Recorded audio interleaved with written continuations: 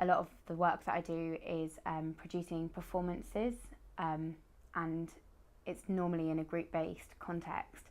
So obviously you have to work with your peers, and I think I've really learned not only to respect the opinion of the other people in my group, but to really take it on board and really value it. Before I might have thought, okay, that's great that you contributed to that, thank you. But now I think I've really learnt to incorporate that into the group. So it's really collaborative performance rather than just my perfectionist ideas. If I compare my degree from my A-levels, before sources to me were just the book that I happened to be reading in English. I'd just pick out a quote that seemed convenient and fitted with what I wanted to say and stick it in without really considering where it was from, who'd written it, whether it was relevant to the essay that I was writing. I think since coming to Queen Mary, I've really learned to appreciate where all my sources come from, who's written them, whether they are an academic source, because often I'll find a book that does say something perfect, but actually it's really not an academic source and it's not reliable.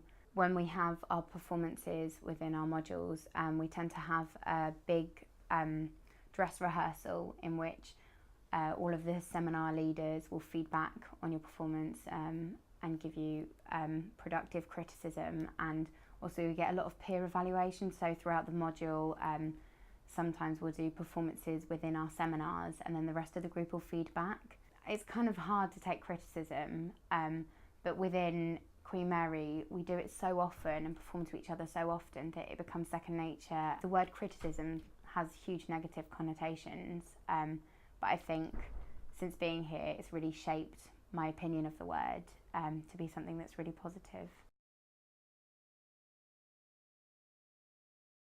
Approaches to applied performance is all about theatre in an applied context, so that's out in the professional world. We did a workshop with a group of refugees and asylum seekers in East London about going to the doctors. Really simple, but obviously if you're new to this country, you've no idea how to set up a GP appointment, where to find the phone number. And so it was largely about building confidence for them, building English language skills. It was a real challenge trying to get this incredibly diverse group of people to engage with each other, because obviously there were a lot of language barriers, a lot of cultural barriers. I was the facilitator for the workshop, which meant that I was in charge of the whole group, which was a little bit intimidating. It was a good challenge.